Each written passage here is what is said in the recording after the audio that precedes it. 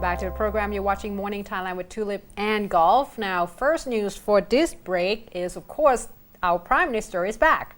Now, Kun Yingluck Shinawatra came back already. So hopefully she can, take a look at the rubber price farmers and see whether or not, they could make a deal and such and make everything just, all even out and such. However, after her trip, and, she got, I would not say nice and warm welcome.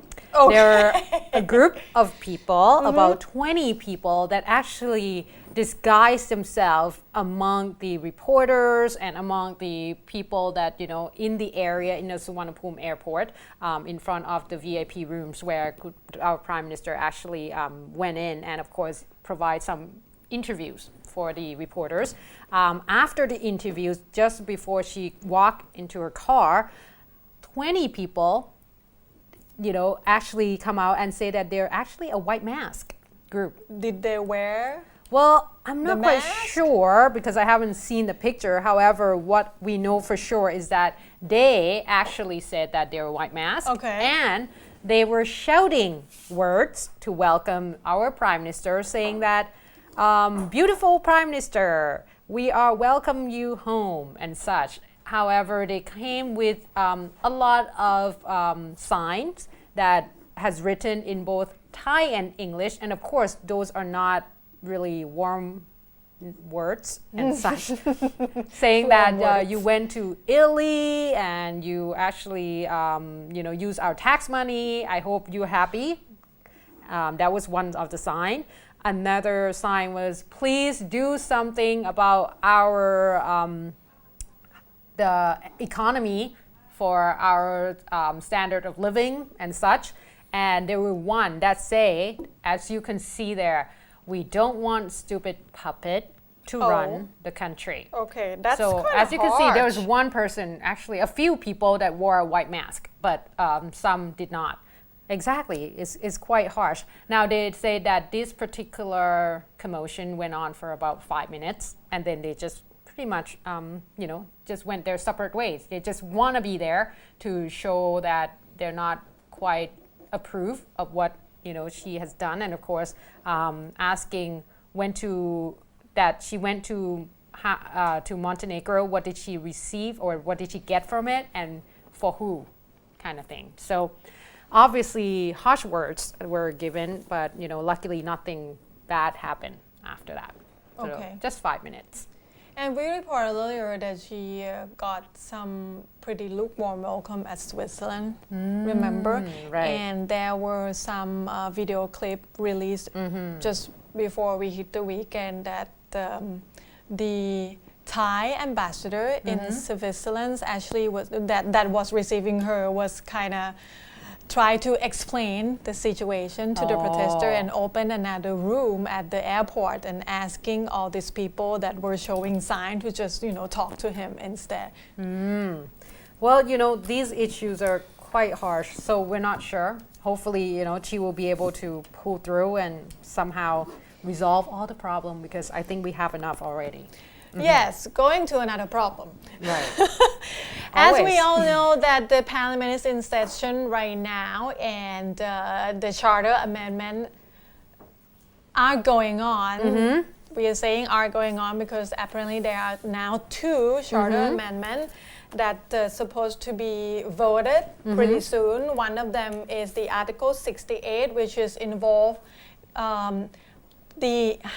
the selection process or the election process of the Senate, that they will change from partly selected and partly elected to be all elected. Right. That the Democrat Party is preparing to submit the paper to the Constitutional Court to have the Constitutional Court ruled on this, whether it's valid or I would say whether it's constitutional. I feel like I said this word in one sentence for too many times.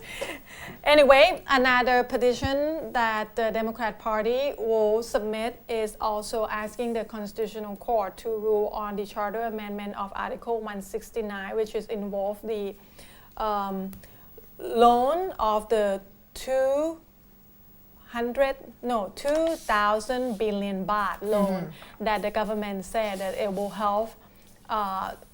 It will go mainly to the high-speed train. So right now the government came out and defend that it's not just going to be the high-speed train. It will also help fix the rail track that is, some of them probably 100 years old already. This year the SRT will celebrate its 117 years old. Right. So I believe that part of the rail is probably 100 years old. Yeah, it's very old. Let's just put it that way. That 2,000 million baht, the government or Mr. Pakdihan Himatongkham, the deputy spokesperson of the Office of Prime Minister, said that it will not just go to the high-speed train, it will help improve infrastructure in Thailand, and it will help improve or build more the trade station, logistics station in the province that they have industrial zone. It will help improve the checkpoints on the border, the trading checkpoints, and also the rural way, the highway. Right. The highway, improve the quality of the highway, and also improve the port authority, and also the airport, anything that involves the trade apparently. And also some of the funding will also go to Suvarnabhumi Airport to improve the logistics system.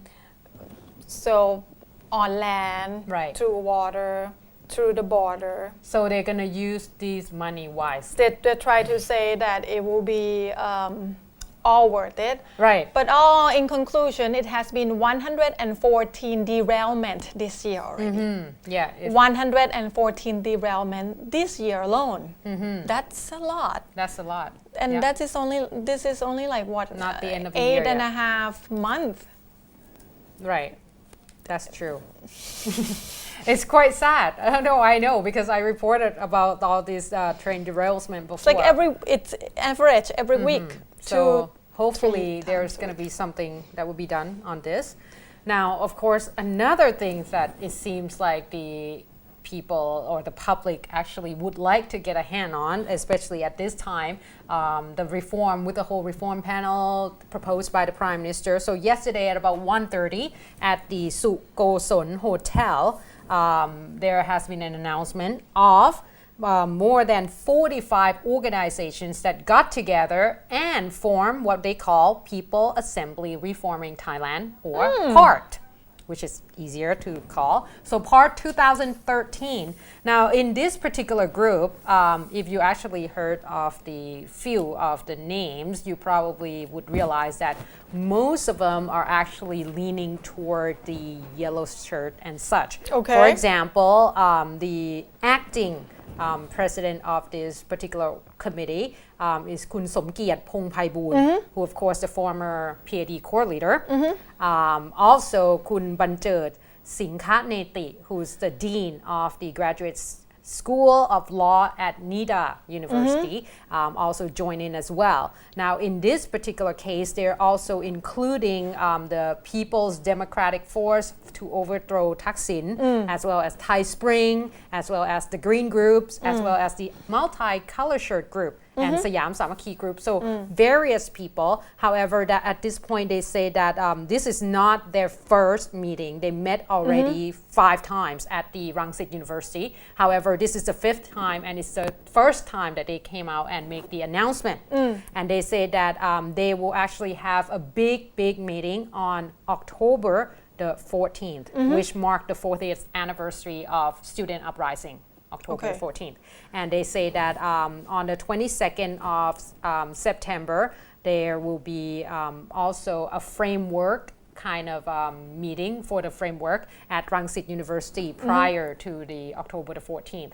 So it seems like this particular group looking, what they say, at 5 areas, changes in 5 areas altogether: politics, administration, justice, and ethics, education, as well as in economy. So at this point they say that they are trying to get together and perhaps solving the problems in their own ways, because obviously they're not having that reassurances with what the government is coming up with. So they're not trusting the government. But Not from really. from all the name of the organization and groups that you mentioned that joined the committee, I would say all of them is actually anti-government side. Pretty much. So I'm not sure how this is gonna go because it's gonna be pretty interesting. And who knows, maybe with this type of organization, it might be better for the government to actually work on the reform panels because you can take whatever frameworks that this group have, part 2013, and use it